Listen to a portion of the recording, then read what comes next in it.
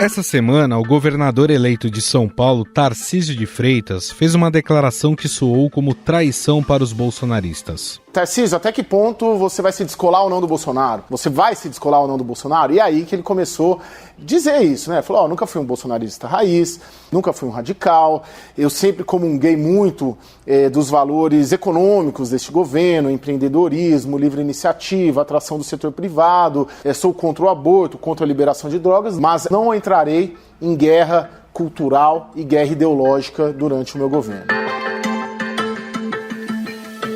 A entrevista foi dada ao canal CNN e foi mal digerida pelos apoiadores do presidente, que ajudaram a eleger o ex-ministro.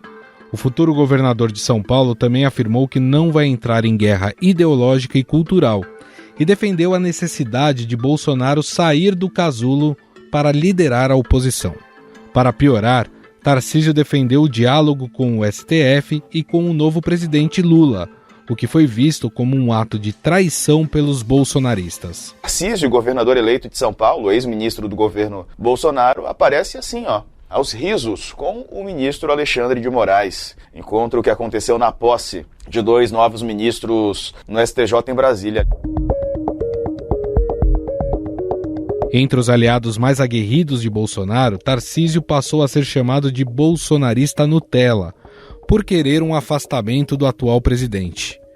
Mais do que isso, existe uma percepção de que o descolamento tem sido incentivado por figuras como o presidente do PSD, Gilberto Kassab, para criar uma figura de liderança da direita mais moderada. O Tarcísio tem mostrado em todos os momentos, já como ministro, que ele é uma pessoa que trabalha tecnicamente com equipes de técnicos. Ele tem deixado claro que no governo do Estado de São Paulo terá a mesma postura. Portanto, será uma postura de independência, uma postura de privilegiar a meritocracia, mas sabe fazer política.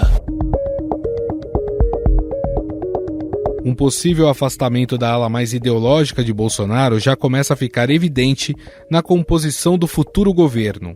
Enquanto bolsonaristas têm sido deixados de lado, nomes como o do próprio Gilberto Kassab e de Guilherme Afif irão assumir secretarias importantes no Estado. Até o momento, o único bolsonarista considerado raiz, incluído no primeiro escalão, é o capitão Derrite, do PL de São Paulo, na pasta da segurança. A equipe do governador eleito de São Paulo, Tarcísio de Freitas, oficializou o nome de Gilberto Kassab para o comando da Secretaria de Governo e anunciou mais 2 nomes que vão compor o futuro governo. Entre os indicados está o deputado federal Capitão Derrite, que vai comandar a segurança pública. Importante lembrar que Tarcísio de Freitas resistiu durante algum tempo os pedidos de Jair Bolsonaro para se tornar o candidato ao governo de São Paulo. Depois de muita insistência, o atual presidente anunciou a decisão. O Tarcísio não é meu ministro, é ministro do Brasil. E não tem quem não se orgulhe do trabalho dele. Uma esperança enorme para o nosso querido Estado de São Paulo. O ex-ministro da Infraestrutura era uma espécie de braço direito de Bolsonaro e foi um sinônimo do que funcionava no atual governo. O ex-titular da pasta ganhou memes e frases de que asfaltaria tudo, em uma referência às obras tocadas na sua gestão. Até mesmo em debates, foi questionado sobre essa temática. Candidato, o senhor é chamado de Tarcisão do asfalto por aliados que defendem que o senhor é eficiente em obras de estradas. Mas, na reta final de sua administração no Ministério da Infraestrutura, os gastos sem licitação no DENIT dispararam 400%, segundo reportagem da Folha de São Paulo. Isso deu a Tarcísio a simpatia dos bolsonaristas, principalmente por sua lealdade a Bolsonaro. Tenho uma relação de gratidão com o presidente Bolsonaro. Ele me abriu as portas, ele me deu um ministério, rompeu uma lógica de entregar ministérios a partidos políticos. Ele confiou um ministério importante a um técnico. E se fosse qualquer outro presidente eleito em 2018, o mesmo não aconteceria certamente.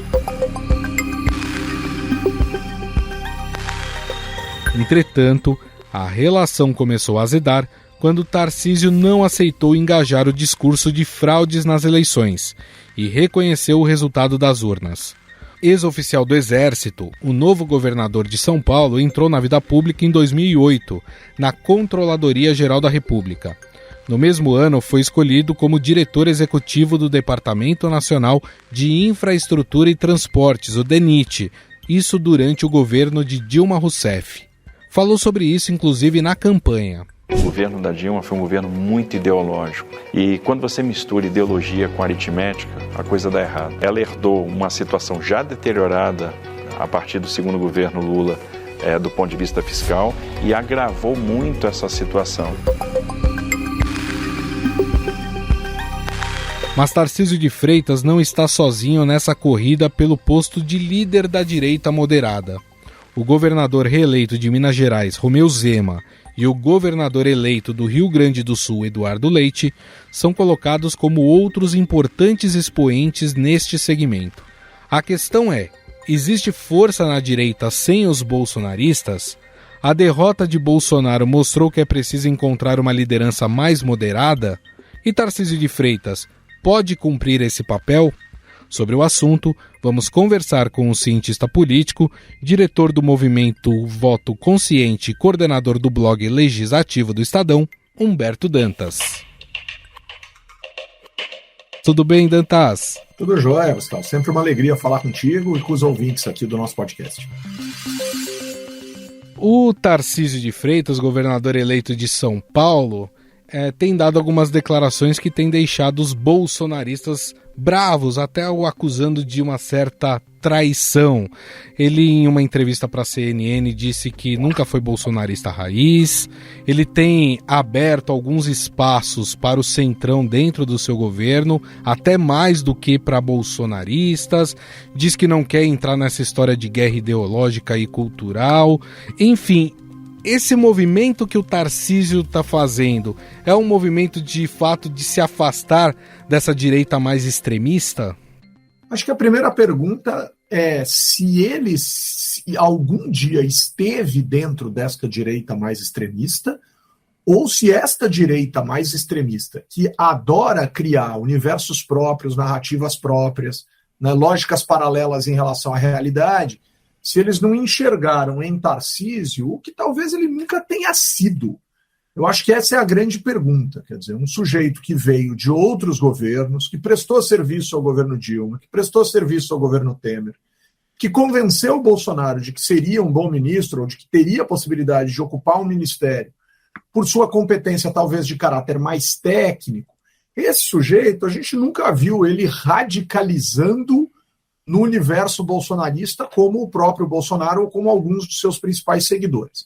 É claro que a gente viu Tarcísio em motociata, a gente viu Tarcísio em caminhão de som, a gente viu Tarcísio em lives do presidente da República, mas efetivamente assistir a declarações ostensivas e contundentes de Tarcísio de Freitas em relação a uma série de questões muito caras ao universo bolsonarista, a gente não poderá incluir o governador eleito de São Paulo, no rol dos mais radicais, ou quiçá dos radicais.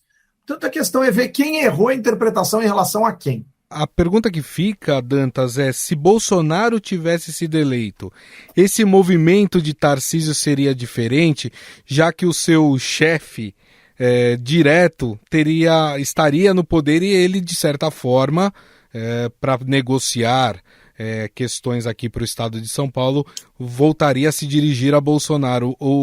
A posição dele hoje seria diferente? Acho que é de todos os governadores, não, Gustavo? Porque muitos governadores que, inclusive, declararam apoio incondicional à reeleição de Bolsonaro, a gente ouviu isso de alguns governadores nesse país, esses governadores já estão falando em diálogo com o próximo presidente da República, com o presidente eleito Luiz Inácio Lula da Silva. Tarcísio, inclusive, chegou a dizer que não vai à posse de Lula, por exemplo. Vai tomar posse, né? E não vai à posse de Lula, não vai fazer nenhum esforço para estar em Brasília, etc. É normal, é do jogo, é esperado, né? Nem todos os presidentes que tomaram posse no Brasil estiveram ao seu lado com todos os governadores ou com alguns governadores, né? Muitas vezes poucos vão ou raros vão, enfim.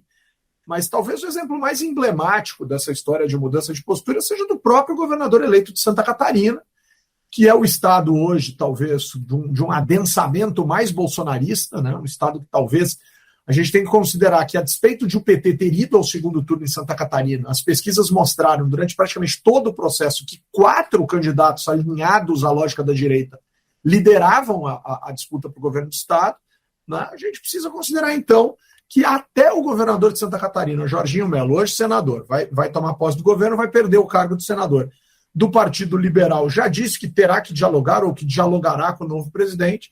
Com Tarcísio não seria diferente. Acho que essa postura é uma postura de uma lógica de conveniência política muito comum ao universo brasileiro e que, de alguma maneira, a gente tem que aprender a compreender por que ocorre e respeitar tais ocorrências, né? Eu acho que radicalidades absolutamente impossíveis e intransponíveis precisam parar de perder espaço no Brasil, se é que elas existiram, viu, Gustavo? Porque existe muita gente que faz o discurso do nunca farei e fez mais do que disse que não faria, que o diga o presidente da República, o atual, em suas relações com o Congresso Nacional, com os deputados e os senadores. Aliás, figura forte desse governo, desse novo governo de São Paulo, deve ser um personagem muito conhecido da política brasileira, que é Gilberto Kassab. Inclusive, dizem que vai ser um governo muito mais kassabista do que bolsonarista. E ele tem dito em entrevistas, Gilberto Kassab, que Tarcísio é um bom nome para liderar a chamada direita moderada. A pergunta que fica é: Tarcísio nunca ocupou um cargo no executivo ou no legislativo. Por isso ele tem estofo para ter essa liderança dessa direita chamada mais moderada, ou outros nomes estão à frente dele, lembrando aqui o governador de Minas Gerais, Romeu Zema? Acho que o primeiro teste que a gente tem que observar em relação ao governador Tarcísio é como ele se comportará numa posição efetiva e absolutamente política, que é o cargo de governador. Esse é o primeiro desafio. É ver se Tarcísio conseguirá ser, como governador, o que ele foi como ministro sob a sombra de Bolsonaro e sob a proteção de Bolsonaro. Que aqui eu não estou colocando em questão se Bolsonaro é ou não é um político hábil, particularmente como analista acho que não é, que tem severas dificuldades em termos políticos, mas agora Tarcísio tem o que o presidente da República gostou muito de destacar no seu governo. Tarcísio terá no estado de São Paulo a tal caneta que Bolsonaro sempre gostou de falar ao longo de todo o governo dele.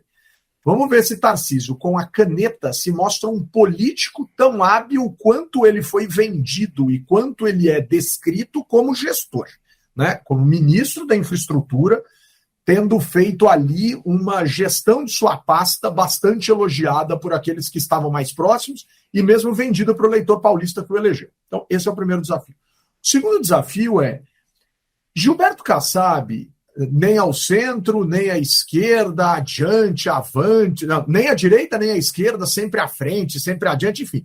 Foi essa a desculpa, ou foi essa a declaração que ele deu quando criou o PSD, o seu partido, né, quando tentou fazer esse partido ser um partido diferente em termos ideológicos, num discurso que não cola, né, Gustavo? Porque a gente sabe, o PSD não tem que ter nenhuma vergonha de dizer que é um partido de direita, de uma direita mais moderada, etc.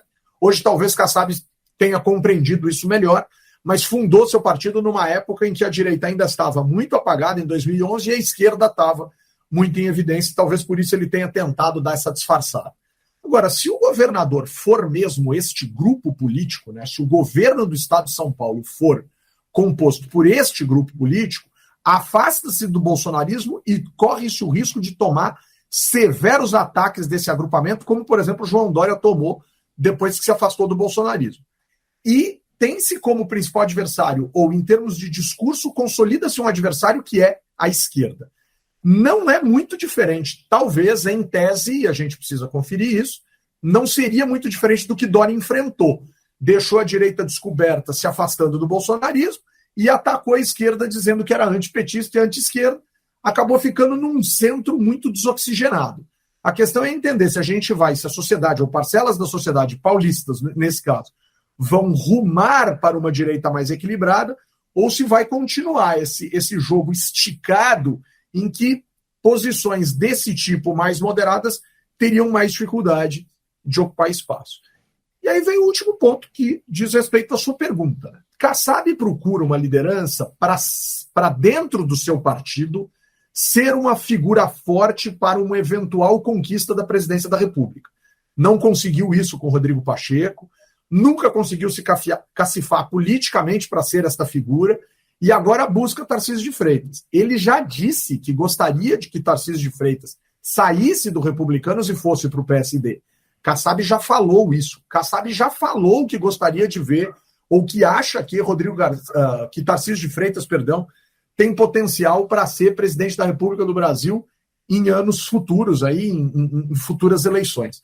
Então a gente precisa ver como isso vai acontecer e como ficam todos os demais políticos. Você observou um caso importante, que é o caso de Romeu Zema, que se Bolsonaro tivesse conseguido se reeleger, provavelmente teria tentado se aproximar demais de Bolsonaro para ser o nome indicado em 2026, e agora talvez fique numa situação em que, se desejar em 2026, depois do seu segundo mandato, ou no fim do seu segundo mandato de governador em Minas Gerais, ser candidato à presidência da República, terá que provavelmente ter Bolsonaro como adversário, inclusive.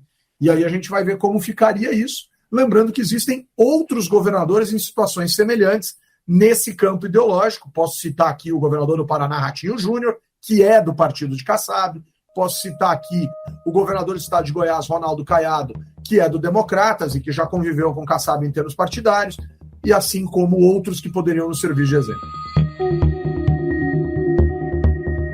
Aliás, pegando isso como gancho que você falou, Dantas, é possível ter uma direita fortalecida no Brasil sem os bolsonaristas e sem a liderança do Bolsonaro? O bolsonarismo é somente uma parcela pequena dessa direita, ou quem quiser se cacifar aí nessa ala ideológica vai ter que contar com os bolsonaristas? Provavelmente sim, senão você divide muito o grupo, e aí o grupo corre o risco, entre aspas, de morrer abraçado se a gente tiver nomes fortes ou candidaturas fortes no plural, né? Então esse é o primeiro desafio.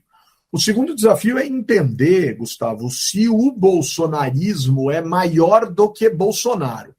Por exemplo, falou-se durante muito tempo que Lula é maior do que o PT, e fala-se isso inclusive até agora. Entende-se isso, faz-se essa conta. Lula é maior do que o PT.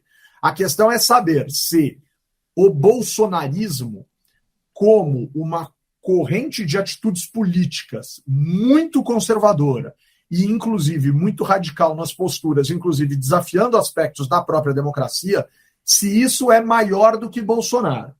O pós-eleitoral agora de presidente da República, em que Bolsonaro se recolheu, está numa postura mais muito mais discreta do que antigamente, com poucos pronunciamentos, com poucas radicalidades, mostra que existe um segmento da sociedade, inclusive, cobrando o atual presidente sobre posturas mais radicais, o que nos levaria a entender e a sugerir que essa corrente política, essa percepção política, talvez seja maior do que o seu próprio símbolo mais emblemático.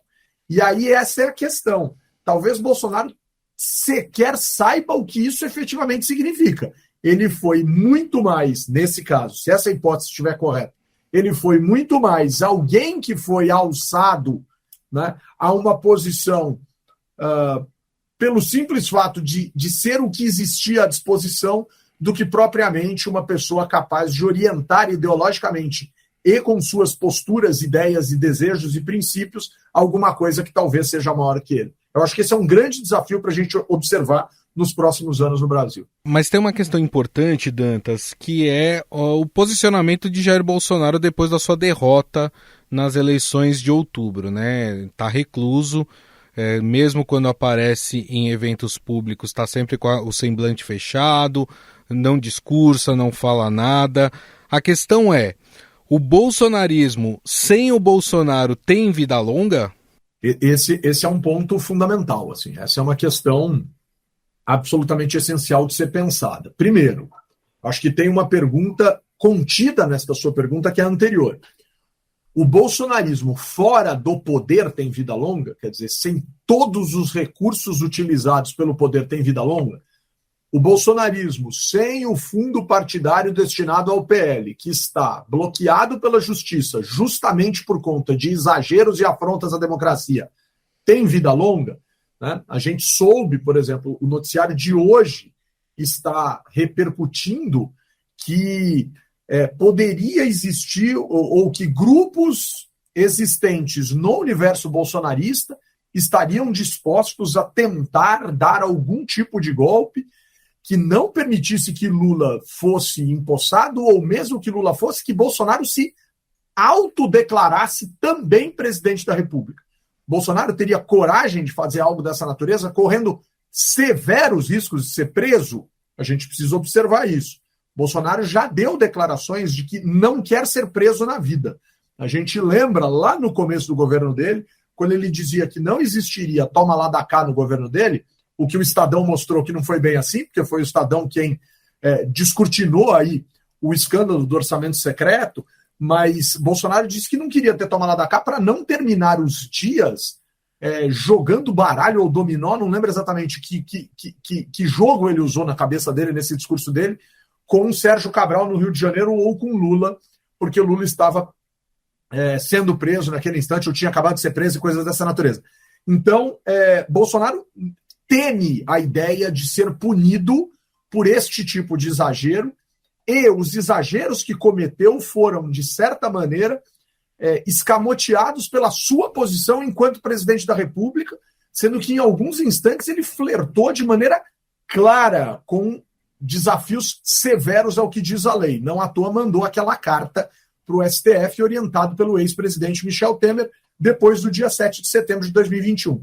Então o que a gente precisa entender é se este Bolsonaro, que insufla tanto o bolsonarismo, conseguirá ser, fora do poder, este agente potente das expectativas de figuras ou de pessoas extremamente radicais em posições, ideias e até atos e gestos. Você falou um pouco da força do bolsonarismo estando no poder, e a gente tem um movimento também que está acontecendo dentro do legislativo. Claro, tudo passa também pela negociação do novo governo em relação aos apoios, que há um movimento de isolar esses deputados mais radicais, os bolsonaristas, deputados e senadores. A ideia de sufocá-los politicamente dentro do legislativo, ela também passa por essa ideia da vida útil do bolsonarismo? Passa pela ideia da vida útil desses parlamentares, Gustavo, principalmente. Os parlamentares, eles fazem cálculos individuais de conveniência. Esse é o ponto. Então já tem muita gente, óbvio que não todos, mas muita gente eleita, por exemplo, pelo Partido Liberal, muita gente eleita pelo Republicanos, muita gente eleita pelo Progressistas. Estou utilizando aqui os três partidos que formataram a coligação que tentou reeleger Jair Bolsonaro, presidente da República, né? Muitos parlamentares de dentro desses partidos já perceberam que vão sobreviver ao seu modo político ou ao seu modo de fazer política, sobretudo nos seus estados, às custas de certos apoios que terão de ser dados à agenda do presidente da República, que é o principal adversário da posição que eles ocuparam em termos eleitorais. Ou seja, quem ganhou foi o PT, não foi o PL. Agora, existem outros que, obviamente, vão estar ao lado do presidente da República, porque, inclusive, o bolsonarismo está longe de estar ameaçado de desaparecer, de sumir, etc, etc. O PT, atacado do jeito que foi, não sumiu. Luiz Inácio Lula da Silva, atacado do jeito que foi, não sumiu. Não é Bolsonaro, que será certamente atacado, e o bolsonarismo, que certamente será atacado, que vai desaparecer. Portanto, para alguns deputados, mais deputados do que senadores, mas para alguns deputados, o modus operandi, o bolsonarismo way of life, se assim podemos dizer, continuará sendo alguma coisa que ainda lhes trará votos, mas talvez não com a mesma dimensão gigantesca, sobretudo durante o mandato, do que no tempo em que Bolsonaro era presidente. E agora é uma questão de verificar qual o tamanho da capacidade de o governo Lula trazer, numa lógica centrípeta, esses parlamentares para perto de si, e qual a incapacidade que Lula terá de fazer isso, o que resultaria, obviamente, num afastamento, num adensamento da oposição, em movimentos mais incisivos, contrários à agenda do presidente, etc, etc, etc. O tempo vai contar isso para nós, Gustavo, e a gente, obviamente, vai estar aqui assistindo e fazendo as nossas análises conjuntamente. Muito bem, nós conversamos com o cientista político, diretor do movimento Voto Consciente e coordenador do blog e podcast aqui do nosso Estadão, Legis Ativo, o Humberto Dantas, com quem eu conversei. É sempre um prazer conversar com você, viu, Dantas? Muito obrigado. Prazer é meu, muito obrigado pela oportunidade da gente estar aqui juntos e que venham as próximas para a gente continuar debatendo. Grande abraço a você e a todos os ouvintes. Estadão Notícias. O Estadão Notícias desta quinta-feira vai ficando por aqui. Contou com a apresentação minha, Gustavo Lopes. O roteiro, produção e edição são de Jefferson Perleberg e Gabriela Forte. A montagem é de Moacir Biasi. Mande seu comentário e sugestão para o nosso e-mail podcast@estadão.com. Um abraço e até mais.